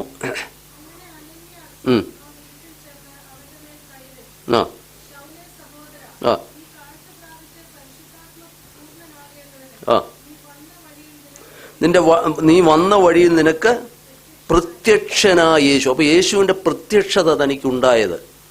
അപ്പോൾ ആ സംഭവത്തെക്കുറിച്ചുള്ള ചില വിവരണം കൂടെ ഞാൻ ഓർപ്പിക്കാം. ഒന്ന്, ഞാൻ പറഞ്ഞു, കർത്താവ് അവനെ ആ ദിവസത്തിന് വേണ്ടി ഒരുക്കിക്കൊണ്ടുവന്നതാണ്. ഇമ്മീഡിയറ്റ് ആയിട്ട് സഡനായിട്ട് നടന്നൊരു സംഭവമല്ല. ഓരോ ദൈവവൈതലിന്റെ ജീവിതത്തിൽ രക്ഷയുടെ അനുഭവത്തിലേക്ക് ദൈവം അവനെ ഒരുക്കിക്കൊണ്ടുവരുന്നു. രണ്ടാമതായി, ആ ദിവസം നടന്ന സംഭവത്തെക്കുറിച്ച് നമ്മൾ കാണുന്നത് പിന്നീട് നമ്മൾ വായിക്കുമ്പോൾ അതിന്റെ 27-ാം വാക്യം കൂടെ വായിച്ചാട്ടെ. വഴിയിൽ വെച്ച് നിനക്ക് പ്രത്യക്ഷനായ യേശു എന്ന് പറഞ്ഞാൽ അത് ശൗലിന് മാത്രം തോന്നിയ ഒരു തോന്നലല്ല. വളരെ വ്യക്തമായി വസ്തുനിഷ്ഠമായി കർത്താവ് അവന് പ്രത്യക്ഷനായെന്ന് തന്നെയാണ് എഴുതിയിരിക്കുന്നത്. 27-ാം വാക്യം കൂടെ.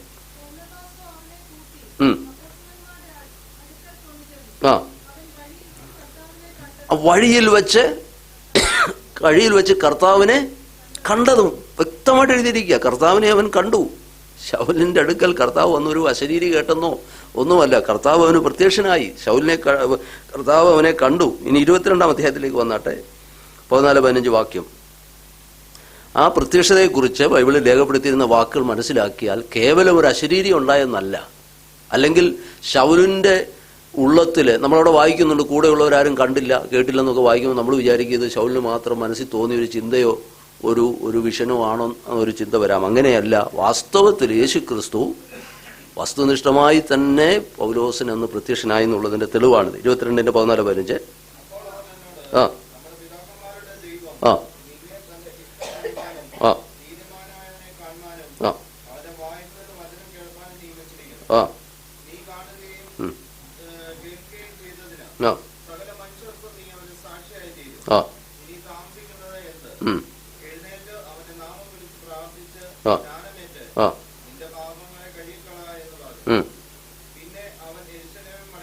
ആ മതി. അപ്പൊ അവിടെയും നമ്മൾ കാണുന്നത് കർത്താവ് പ്രത്യക്ഷമായതിന്റെ വിശദ വിവരണം. 26-ാം അധ്യായം 16-ാം വാക്യം. 26-16 മറ്റൊരാൾ കൊരിന്ത്യർക്ക് എഴുതിയ 1-ാം ലേഖനം 9-ാം അധ്യായം 1-ാം വാക്യം കൂടെ വായിച്ചാട്ടെ. 26-ന്റെ 16 അപ്പോസ്തല പ്രവൃത്തി. നീ ഉപദ്രവിക്കുന്ന യേശു തന്നെ ഞാൻ, എങ്കിലും നീ എന്നെ കണ്ടതിനും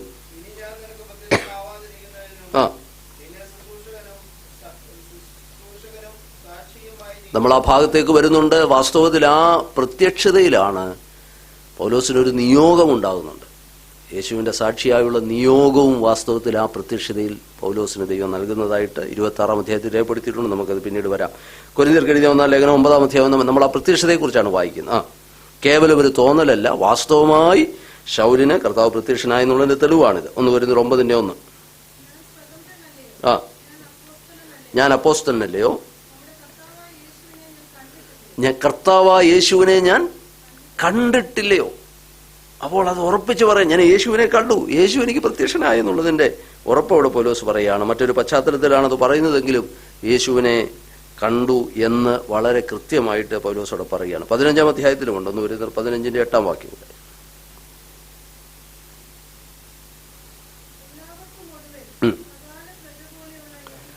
എല്ലാവർക്കും ഒടുവിൽ, അപ്പോസ്തലന്മാരോടുള്ള ബന്ധത്തിലാണ് പറയുന്നത്, എല്ലാവർക്കും ഒടുവിൽ അകാല പ്രജ പോലെയുള്ള എനിക്കും പ്രത്യക്ഷനായി, യേശു തനിക്ക് പ്രത്യക്ഷനായെന്ന് പൗലോസ് വളരെ വ്യക്തമായി പറയുന്നുണ്ട്. അതിന്റെ അർത്ഥം അതൊരു തോന്നലായിരുന്നില്ല. നമ്മളവിടെ വെളിച്ചത്തെക്കുറിച്ചും ശബ്ദത്തെക്കുറിച്ചും ഒക്കെ കേൾക്കുമ്പോൾ അങ്ങനെ ഒരു ചിന്ത അവിടെ വരാം. എന്നാൽ അങ്ങനെയല്ല, വളരെ വ്യക്തമായിട്ട്. ഇനിയും ആ വെളിച്ചം ചുറ്റും മിന്നിയപ്പോൾ തൻ നിലത്തു വീഴുന്നുണ്ട്, പിന്നെ തൻ്റെ കണ്ണിന്റെ കാഴ്ച പോകുന്നുണ്ട്. ഇതൊക്കെ അവിടെ സംഭവിക്കുന്നുണ്ടെങ്കിലും അതിന്റെ അർത്ഥം പൗലോസ് വേറൊരു മണ്ഡലത്തിൽ തൻ്റെ ബുദ്ധി ഇതായി പോയെന്നോ ഒന്നും നമുക്ക് കാണാൻ കഴിയുന്നില്ല. നമ്മൾ ആ ഭാഗം പഠിക്കുമ്പോൾ 3-ാമത്തെ ഭാഗത്തേക്ക് വരികയാണ്. അപ്പം കർത്താവിനെ വ്യക്തമായിട്ട് എന്ത് ചെയ്യുന്നു? ശൗല് കാണും. 3-ാമതായി നമ്മളതിന് മനസ്സിലാക്കേണ്ട ഒരു കാര്യം, നമുക്കൊരു ചോദ്യം ഇവിടെ അവശേഷിക്കുന്നുണ്ട്. എന്തുകൊണ്ടാണ് ഈ ശൗലിനെ ഇത്രമാത്രം ഉപദ്രവിയായിരുന്ന, ഇത്രമാത്രം എതിരാളിയായിരുന്ന ഒരു വ്യക്തിയെ കർത്താവ് എന്തുകൊണ്ട് തിരഞ്ഞെടുത്തു? നമ്മളവിടെ മനസ്സിലാക്കുമ്പോൾ ദൈവത്തിന്റെ കരുണയെക്കുറിച്ച് സാധാരണ നമ്മൾ പറയാറുണ്ട്. ശൗലിന്റെ തിരഞ്ഞെടുപ്പിനേക്കാൾ ദൈവത്തിന്റെ കരുണയേക്കാളൊക്കെ നമ്മളെ അവിടെ ആശ്ചര്യം ഉളവാക്കുന്നൊരു കാര്യം ദൈവത്തിന്റെ കരുണയാണല്ലേ. ഇത്രയും ആളുകളെ വളരെ പ്രതികൂലത്തിന്റെ നടുവിൽ നിന്ന് ആരംഭത്തിൽ വിശ്വാസത്തിലേക്ക് വന്ന വലിയൊരു സമൂഹം ആളുകളെ എന്ത് ചെയ്യുകയാണ്? ഉപദ്രവിക്കുകയാണ്. വലിച്ച് ഇഴച്ച് പീഡിപ്പിച്ചു കൊണ്ടുപോയി സന്നിധിന്യ സംഘത്തിന്റെ മുമ്പിൽ കൊണ്ട് അവരുടെ മരണവിധി ക്യാപിറ്റൽ പണിഷ്മെന്റ് ഉറപ്പാക്കുന്നത് വരെ അതിൻ്റെ പിന്നാലെ ഓടി നടക്കുന്ന ഒരു മനുഷ്യനായിരുന്നു ആര്? ഈ ശൗൽ. ഈ മനുഷ്യനോട് ഇത്രയും കരുണ ദൈവം കാണിച്ചല്ലോ എന്ന് ഓർക്കുമ്പോൾ, കരുണ കാണിച്ചു എന്നുള്ളത് മാത്രമല്ല, ദൈവം ആ വ്യക്തിയെ തിരഞ്ഞെടുക്കുകയാണ് കർത്താവിൻ്റെ സാക്ഷ്യം വഹിപ്പാൻ. അതൊരു ചോദ്യമാണ്, എല്ലാ കാലത്തും അതൊരു ചോദ്യമാണ്. എന്തുകൊണ്ട് കർത്താവ് എന്നെ തിരഞ്ഞെടുത്തു? ദൈവം എന്തിന് ഇങ്ങനെ ഒരാളെ തിരഞ്ഞെടുത്തു? അല്ലെങ്കിൽ ദൈവം എന്തിന് ഇത്രയും ഇങ്ങനെ ഒരാളോട് സഹിഷ്ണുത കാണിച്ചു? ഇത്രയും ക്രൂരമായ കാര്യങ്ങൾ കാണിച്ചു, അതും വിശ്വാസത്തിലേക്ക് വന്ന ദൈവജനത്തെ, ദൈവസഭയെ അതിൻ്റെ പ്രാരംഭത്തിൽ തന്നെ മുടിച്ചു കളയുവാനായിട്ട് ഒരുമ്പെട്ട ഒരു മനുഷ്യനോട് ദൈവം എന്തിന് ഇത്ര സഹിഷ്ണുത കാണിച്ചു എന്നൊരു ചോദ്യമുണ്ട്. അതിന് മറുപടി നമുക്ക് കിട്ടുന്നത് പൗലോസിൻ്റെ വാക്കുകൾ തന്നെയാണ്. പൗലോസ് തന്നെയാണല്ലോ അതിന് മറുപടി പറയട്ടെ. നമ്മുടെയും ജീവിതത്തിൽ അങ്ങനെയാണ്. പലപ്പോഴും നമ്മളോട് തന്നെ ചോദിക്കേണ്ട ഒരു ചോദ്യമാണ്, കർത്താവ് നീ എന്നെ എന്തുകൊണ്ട് തിരഞ്ഞെടുത്തു? അത് ചോദ്യമല്ലേ അല്ലേ? ഒറ്റ മറുപടി അതിനുള്ളൂ, ദൈവകൃപ. Praise lord. പൗലോസിൻ്റെ ലേഖനങ്ങളെല്ലാം നമ്മൾ കാണുന്നതാണ്. കർത്താവ് തന്നോട് കാണിച്ച കൃപയാണ് അല്ലേ, അവിടെയാണ് ദൈവകൃപ. ഗലാത്യ ലേഖനം 1-2 വാക്കുകൾ അത് വായിച്ച് നമുക്ക് ആ ഭാഗം അവസാനിപ്പിക്കാം. മൂന്നാമത്തെ ഇത്, എന്തുകൊണ്ട് ഇങ്ങനെ ഒരാളെ ദൈവം. അപ്പോൾ ഒന്ന് ഞാൻ പറഞ്ഞു, ശൗലിനെ മുന്നമേ ദൈവം അതിനുവേണ്ടി ഒരുക്കിക്കൊണ്ടിരുന്നു. 2, വ്യക്തമായൊരു ദൈവീയ ദർശനം തനിക്കുണ്ടാകുന്നു. മൂന്നാമതായിരുന്നു നമ്മൾ മനസ്സിലാക്കുന്ന കാര്യം, ദൈവത്തിൻ്റെ കൃപയുടെ ധനം അല്ലെങ്കിൽ അതിൻ്റെ ശ്രേഷ്ഠത. എന്തുകൊണ്ട് എന്നെ എന്നുള്ള ചോദ്യത്തിന് ഇന്നുമുള്ള മറുപടി ഇതേ ഉള്ളൂ, ദൈവത്തിൻ്റെ കൃപ. നമ്മളെക്കാൾ കഴിവുള്ളവരും ഒരുപക്ഷെ നമ്മളെക്കാൾ അതിന് യോഗ്യരെന്ന് നമുക്ക് തോന്നുന്നവരുണ്ടാകാം. പക്ഷേ ദൈവത്തിൻ്റെ തെരഞ്ഞെടുപ്പ്, അതിൻ്റെ പിന്നിൽ ദൈവകൃപയാണ്. ഗലാത്യ ലേഖനം 1:15-16.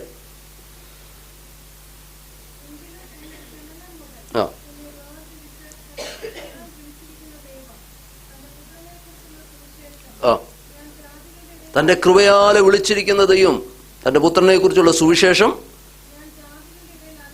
ജാതികളുടെ ഇടയിൽ അറിയിക്കേണ്ടതിന് അവനെ എന്നിൽ വെളിപ്പെടുത്തുവാൻ.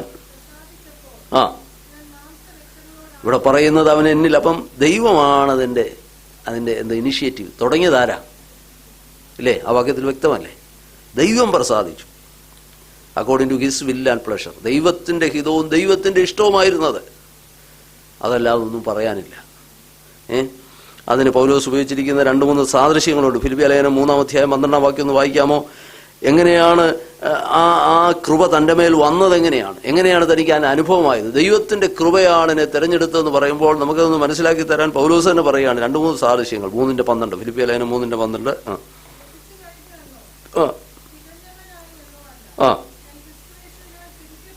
ക്രിസ്തു യേശുവിനാൽ ഒരു സാദൃശ്യം പറയാ, കർത്താവ് എന്നെ അങ്ങ് പിടിച്ചു, അത്രേ ഉള്ളൂ. എനിക്കതേ അറിയത്തുള്ളൂ. അതാണ് ദൈവകൃപ എന്ന് പറയുന്നത്. ഞാനിങ്ങനെ എൻ്റെ വഴിയിലൂടെയും എൻ്റെ ഇഷ്ടപ്രകാരവും മുമ്പ് ഞാൻ പറഞ്ഞ പോലെ ക്രിസ്തു വിശ്വാസികളെ അറസ്റ്റ് ചെയ്യാൻ പോയ എന്നെ കർത്താവ് അങ്ങ് അറസ്റ്റ് ചെയ്തു.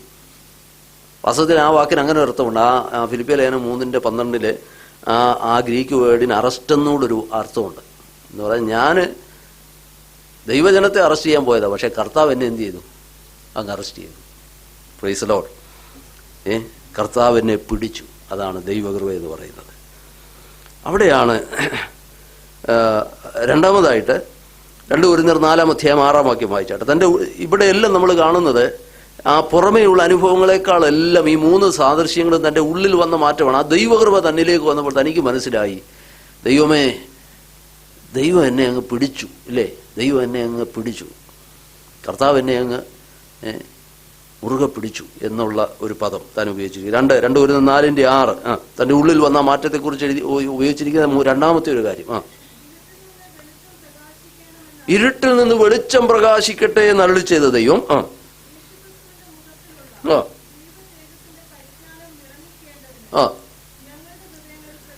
എൻ്റെ ഹൃദയത്തിൽ അങ്ങ് പ്രകാശിച്ചു. ഈ ദൈവം വന്നങ്ങ് പ്രകാശിച്ചെന്ന് ആ ദൈവകൃപയെ കുറിച്ച് പറഞ്ഞപ്പോൾ പൗലോസ് ഉപയോഗിച്ച മറ്റൊരു പദമാണ്. എന്ന് പറഞ്ഞാൽ എൻ്റെ ഹൃദയം അതിങ്ങനെ ഇരുളടഞ്ഞതായിരുന്നു. പക്ഷേ ഇരുട്ടിൽ നിന്ന് വെളിച്ചം പ്രകാശിക്കട്ടെ എന്ന് അരുളി ചെയ്ത ദൈവം. അതെവിടെ അരുളി ചെയ്തെന്ന് അറിയാമോ? ഉൽപ്പത്തി 1:3 അതൊന്ന് വായിച്ചേ. അതൊരു കമാൻഡായിരുന്നു. ദൈവത്തിൻ്റെ സൃഷ്ടിയിൽ ദൈവം കൽപ്പിച്ച ഒരു കമാൻഡാണ് വെളിച്ചമുണ്ടാകട്ടെ അല്ലേ? 1:3 ഉൽപ്പത്തി പുസ്തകം.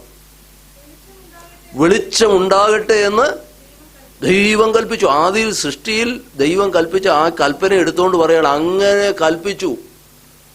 അങ്ങനെയാണ് ഈ ലോകം സ്ഥാപിതമായതില്ലേ. ദൈവം ആദിയിൽ ദൈവം ആകാശവും ഭൂമിയെ സൃഷ്ടിച്ചു. In the beginning God created heaven and earth. നമ്മൾ ദൈവത്തിൻ്റെ സൃഷ്ടിയിൽ വിശ്വസിക്കുന്നവരാണ്. ദൈവമാണ് ഈ ആകാശത്തെ ഭൂമിയെ സൃഷ്ടിച്ചത്. അത് തൻ്റെ വാക്കിനാലാണ് ദൈവത്തിനെ സൃഷ്ടിച്ചത്. അപ്പം ദൈവത്തിൻ്റെ വാക്കിനെ സൃഷ്ടിപ്പാനുള്ള ശക്തിയുണ്ട്. അപ്പം അതാണ് 31:3 നമ്മൾ കണ്ടത്. ഈ വെളിച്ചത്തെ ദൈവം തൻ്റെ വാക്കിനാൽ സൃഷ്ടിച്ചതാണ്. സർവശക്തനായ ദൈവം തൻ്റെ വാക്കിനാൽ ഈ വെളിച്ചത്തെ സൃഷ്ടിച്ചു. ആ വെളിച്ചത്തെ സൃഷ്ടിച്ച ദൈവം അതേ ആജ്ഞ തന്നെയാണ് എന്നോടും കൽപ്പിച്ചത്. എന്തുവാ? എൻ്റെ ഉള്ളത്തിൽ ഇരുളടഞ്ഞിരുന്നു, വെളിച്ചം കാണാതെ.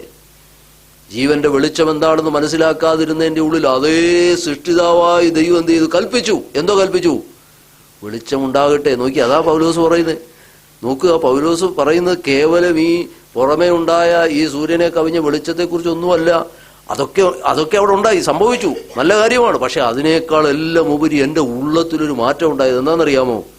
ഇരുട്ടിൽ നിന്ന് വെളിച്ചം പ്രകാശിക്കണമെന്ന് കൽപ്പിച്ച ദൈവം യേശുക്രിസ്തുവിന്റെ മുഖത്തിലുള്ള ദൈവ തേജസ്സിന്റെ പരിജ്ഞാനം വിളക്കിക്കേണ്ടതിന് ഞങ്ങളുടെ ഹൃദയത്തിലോട്ട് ആ പ്രകാശം ഇങ്ങി വന്നു. അനുഭവമുള്ള ദൈവമക്കൾക്കായി ഞാൻ ദൈവത്തെ, നമ്മുടെ ഉള്ളത്തിൽ വാസ്തവത്തിൽ യേശുവിനെ നമ്മളൊരു പക്ഷേ നമ്മുടെ ക്രിസ്തീയ പാരമ്പര്യത്തിൽ നമ്മൾ അറിഞ്ഞിട്ടുള്ളവരായിരിക്കാം. ഒരു പക്ഷേ ക്രിസ്തീയ കുടുംബത്തിൽ ജനിച്ചു വളർന്നവർക്ക് യേശുവിനെ കുറിച്ച് അറിവുള്ളവരായിരിക്കാം. സുവിശേഷം വായിച്ചിട്ടുള്ളവരായി, ബൈബിൾ നമ്മുടെ വീട്ടിലുണ്ടായിരിക്കാം, പല കാര്യങ്ങളും നമ്മൾ പഠിച്ചിട്ടുണ്ടായിരിക്കാം. പക്ഷേ ഇതൊന്നുമല്ല, നമ്മുടെ ഉള്ളത്തിലേക്ക് ആ ക്രിസ്തുവിനെ കുറിച്ചുള്ള വെളിച്ചം നമ്മുടെ ഉള്ളിൽ വന്നപ്പോൾ, പൗലോസ് ഒരു പരീശനായിരുന്നു. ന്യായപ്രമാണം മുഴുവനും നന്നായി പഠിച്ചു മറ്റുള്ളവരെ പഠിപ്പിക്കുന്ന മനുഷ്യനായിരുന്നു ഒരു പരീശൻ എന്ന് പറയുന്നത്. അങ്ങനെ വിദ്യാസമ്പന്നനായ മനുഷ്യൻ, ഗമാലിയലിന്റെ കീഴിൽ നിന്ന് പഠിക്കുക എന്ന് പറഞ്ഞാൽ സാധാരണക്കാർക്ക് പറ്റുന്ന കാര്യമല്ല. നമ്മുടെ ഇന്നത്തെ ഇത് വെച്ച് പറഞ്ഞാൽ ഏറ്റവും വലിയ യൂണിവേഴ്സിറ്റി പഠിക്കുന്ന ആള്, ആ നിലയിൽ പഠിക്കുന്ന ഒരു മനുഷ്യനായിരുന്നു. എന്നാൽ തന്നെ അനുഭവം പറഞ്ഞത്, എൻ്റെ ഉള്ളം ഇരുളടഞ്ഞതായിരുന്നു, ജീവന്റെ വെളിച്ചം എന്നിലില്ലായിരുന്നു. പക്ഷേ ദൈവം കൽപ്പിച്ചു ഉണ്ടാകട്ടെ എന്ന്. ആ വെളിച്ചം എന്നിലേക്ക് വന്നു. ഇന്ന് രാത്രി നമുക്ക് പറയാൻ അതേ ഉള്ളൂ, ദൈവകൃപ. കർത്താവേ, നീ ഇത് അനേകരുടെ കണ്ണിനിത് മറഞ്ഞിരിക്കുകയാണ്, ജീവന്റെ വചനം മറഞ്ഞിരിക്കുകയാണ്. രക്ഷയുടെ സന്ദേശം എന്തെന്ന് അവർക്ക് തിരിച്ചറിയാൻ കഴിയാതിരിക്കുമ്പോൾ കാലാകാലങ്ങളായി നമ്മുടെ ഉള്ളിൽ ആ പ്രകാശം നിന്ന് ദൈവത്തിന് നന്ദിയോടെ സ്തോത്രം ചെയ്താട്ട് ഓരോ മുഖാന്തരങ്ങളിലൂടെ ആകാം. എങ്കിലും ഒരു കാര്യം നമ്മൾ മറന്നു പോകരുത്, ദൈവമാണ് അതിൻ്റെ ഉത്തരവാദി. ഇപ്പോൾ 3 സാദൃശ്യങ്ങൾ ഞാൻ പറഞ്ഞു. 2 സാദൃശ്യങ്ങൾ ഞാൻ ഓൾറെഡി പറഞ്ഞു. ഒന്ന് 3:12 പൗലോസ് പറയാണ്, കർത്താവ് എന്നെ അങ്ങ് പിടിച്ചു. നമ്മുടെ ജീവിത അനുഭവം. നമ്മളൊരു വഴിയിൽ ഇങ്ങനെ ഓടിക്കൊണ്ടിരുന്നു. ഒരു ദിവസം ഞാൻ പിടിച്ചിരിക്കുന്നു നിരൂപിക്കുന്നില്ല. പിന്നെ അവിടെ ഉപയോഗിച്ച വാക്ക് മറക്കല്ലേ. 3:12 എന്താ വായിച്ചത്? കർത്താവ് എന്നെ പിടിച്ചിരിക്കുക കൊണ്ട്. അങ്ങനെയല്ലേ വായിച്ചേ? 3:12. ഫിലിപ്പിയർ 3:12 ഞാൻ ക്രിസ്തുവേശു, താങ്ക് യു, ഞാൻ ക്രിസ്തുവേശുവിനാൽ പിടിക്കപ്പെട്ടിരിക്കുന്നു. അപ്പൊ കർത്താവ് എന്നെ പിടിച്ചു. ഇനി എനിക്ക് എങ്ങോട്ട് പോകാൻ കഴിയത്തില്ല. മുമ്പേ പറഞ്ഞ പോലെ മുള്ളിന് നേരെ ഉദയ്ക്കുന്നത് നിനക്ക് വിഷമമാണ് എന്ന് പറഞ്ഞ അതേ പഴഞ്ചൊല്ല് പോലെ ഓരോരോ മുള്ളിന്റെ അനുഭവങ്ങളിൽ കൂടെ കർത്താവ് അവനെ പിടിച്ചു. പിന്നെ പോകാൻ പറ്റത്തില്ല. 2, ആദിയിൽ വെളിച്ചമുണ്ടാകട്ടെ എന്ന് കൽപ്പിച്ചതുപോലെ ദൈവം എന്നോടം കൽപ്പിച്ചു. എൻ്റെ ഉള്ളിൽ ഈ പ്രകാശം വന്നു, ജീവന്റെ വെളിച്ചം എനിക്ക് കിട്ടി. ക്രിസ്തുയേശുവിൽ ആ ജീവന്റെ വെളിച്ചം, ഇരുളിൽ നിന്ന് വെളിച്ചം പ്രകാശിക്കണമെന്ന് അരുളി ചെയ്തു. എൻ്റെ ഉള്ളിലെ ഇരുട്ട് മാറ്റി. ദൈവതേജസ്സിന്റെ പരിജ്ഞാനം എൻ്റെ ഉള്ളിലേക്ക് വന്നു. അതാണ് രണ്ടാമത്തെ ഈ അനുഭവത്തിൽ, ഈ അപ്പോസ്തല പ്രവൃത്തി നമ്മൾ കണ്ട ഈ ചരിത്ര സംഭവത്തെ ആസ്പദമാക്കി പൗലോസ് പിന്നീട് തൻ്റെ രക്ഷാനുഭവത്തെക്കുറിച്ച് പറയുകയാണ്. കർത്താവിനെ പിടിച്ചു, വെളിച്ചമെൻ്റെ ഉള്ളിൽ പ്രകാശിച്ചു. ഒരു കാര്യം കൂടെ പറഞ്ഞ് അവസാനിപ്പിക്കാം. 1 തിമോഥെയോസ് 1:14. ദൈവകൃപ എന്താണെന്ന് മനസ്സിലാക്കാൻ നമ്മൾ എത്ര ശ്രമിച്ചാലും വേദപുസ്തകത്തിലെ വാക്യങ്ങളെല്ലാം വിശദീകരിച്ചാലും തികയത്തില്ലെങ്കിലും ഈ 3 കാര്യങ്ങൾ മറക്കരുത്. 1, കർത്താവ് എന്നെ നിങ്ങളെയും പിടിക്കുന്നു. 2, ദൈവം കൽപ്പിക്കുന്നു, അതങ്ങനെ സംഭവിക്കുന്നു. 3, 1 തിമോഥെയോസ് 1:14 പൗലോസ് പറയുന്നു, ഈ ദൈവകൃപ എന്നിലേക്ക് വന്നതിന്റെ മറ്റൊരു വിശദീകരണം. 1 തിമോഥെയോസ് 1:14.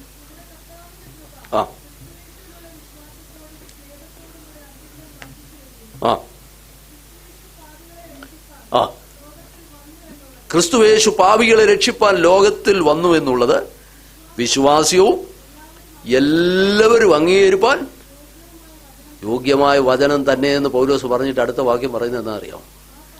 ആ പാപികളിൽ ഞാൻ ഒന്നാമനായിരുന്നു എന്ന് പറഞ്ഞതിൻ്റെ അർത്ഥം എന്താണെന്നറിയാമോ? ഈ ദൈവകൃപ എന്നിലേക്ക്, ആ പാപികളിൽ ഞാൻ ഒന്നാമനായിട്ടിരുന്ന ആളാണ്. പക്ഷേ ആ കൃപ എന്നിലേക്ക് ഒഴുകി വന്നു. നോക്കുക, ദൈവത്തിൻ്റെ ദയാ കരുണ എന്നിലേക്ക് ഒഴുകി വന്നതിൻ്റെ ആഴം പിന്നീട് പൗലോസിന് മനസ്സിലായപ്പോഴാണ് പൗലോസ് പറയാണ്, ഞാൻ ഒന്നാമനായിരുന്നെന്ന്. നോക്കുക, ആ പാപികളിൽ ഞാൻ ഒന്നാമനായിരുന്നു, പക്ഷേ എന്നിലേക്ക് ആ കൃപ ഒഴുകി വന്നു. ദൈവമക്കളെ, ഇതാണ് രക്ഷയുടെ അനുഭവത്തെക്കുറിച്ച് പിന്നീട് പൗലോസ് തിരിഞ്ഞു ചിന്തിച്ചപ്പോൾ മനസ്സിലാക്കുവാൻ കഴിഞ്ഞത്. നോക്കുക, ഞാൻ പറഞ്ഞല്ലോ, പൗലോസിന്റെ ജീവിതത്തിൽ ആ ദിവസം 9-ാം അധ്യായത്തിലുണ്ടായ ആ പർട്ടിക്കുലർ ഡേയിലുണ്ടായ ആ സംഭവത്തെ നാം മനസ്സിലാക്കുമ്പോൾ തന്നെ ഒരു കാര്യം ഓർക്കുക, ശൗലിനെ ആ ദിവസത്തിനു വേണ്ടി കർത്താവ് ഒരുക്കിക്കൊണ്ടിരുന്നു. 2, ശൗല് തൻ്റെ ജീവിതത്തിൻ്റെ അനുഭവത്തെക്കുറിച്ച് പറയുമ്പോൾ വാസ്തവമായി കർത്താവുമായി നേരിട്ട് തനിക്കുണ്ടായ പ്രത്യക്ഷതയെക്കുറിച്ച് ഓർപ്പിക്കുന്നതോടൊപ്പം തന്നെ എന്തുകൊണ്ട് എന്നുള്ള ചോദ്യത്തിൻ്റെ പിന്നിൽ ഒരുപക്ഷെ നമ്മൾ ചിന്തിച്ചേക്കാം, കർത്താവ് ഈ ലോകത്തിൽ എത്രയോ മനുഷ്യരുണ്ട്. ഇന്നൊരു ദിവസം നമ്മളിന്ന് രാത്രി ഇവിടെ ഇരിക്കുന്നു. ഇന്ന് ഈ പ്രഭാതത്തിൽ എത്രയോ പേര് ഈ ലോകത്തിൽ നിന്ന് യേശുവിനെ കൂടാതെ കടന്നുപോയിട്ടുണ്ട്. ഒത്തിരി സ്വപ്നങ്ങളുമായി ജീവിച്ച എത്രയോ മനുഷ്യർ ഈ ലോകത്തിൽ നിന്ന് മാറ്റപ്പെട്ടു പോയിട്ടുണ്ട്. മരണം വഴിയായി ഈ ലോകത്തു നിന്ന് പോയി. എന്നാൽ ഒരു ദിവസം കൂടെ നമ്മൾ ആരോഗ്യത്തോടുകൂടി ഇരിക്കുമ്പോൾ ഒരു കാര്യം നമ്മൾ ഓർക്കുക, ദൈവമേ എന്തുകൊണ്ട് എന്നെ എന്നൊരു ചോദ്യം ദൈവസന്നിധി നമുക്കെല്ലാവർക്കുമുണ്ട്. അതിന് ദൈവവചനം കൊടുക്കുന്ന മറുപടി ഇതേ ഉള്ളൂ, കർത്താവ് എന്നെ പിടിച്ചു. ഞാൻ പോയ വഴിയിൽ ഒരുപക്ഷെ വലിയ പടുകുഴിയിൽ ചെന്ന് ഞാൻ പെടേണ്ടതായിരുന്നു. എന്നാൽ കർത്താവായ യേശു ക്രിസ്തുവിനാൽ ഞാൻ പിടിക്കപ്പെട്ടിരിക്കുന്നതുകൊണ്ട്. 2, നമ്മൾ കണ്ടത് ദൈവത്തിന് സ്തോത്രം, എന്നിലേക്ക് ഒഴുകി വന്ന ദൈവകൃപ. ആ പാപികളിൽ ഞാൻ ഒന്നാമനായിരുന്ന സ്ഥാനത്ത് ദൈവത്തിൻ്റെ കൃപ എന്നിലേക്ക് ഒഴുകി വന്നു. 3-ാമതായി നമ്മൾ കണ്ടത് ദൈവം കൽപ്പിച്ചിട്ട് അങ്ങനെ സംഭവിച്ചു. ഇന്ന് രാത്രി നമ്മുടെ കണ്ണുകളെ അടയ്ക്കാം. ദൈവമക്കളെ, നമ്മുടെ കഴിവും എടുക്കുമൊന്നുമല്ല, ദൈവം കൽപ്പിച്ചിട്ട് ഇരുട്ടിൽ നിന്ന്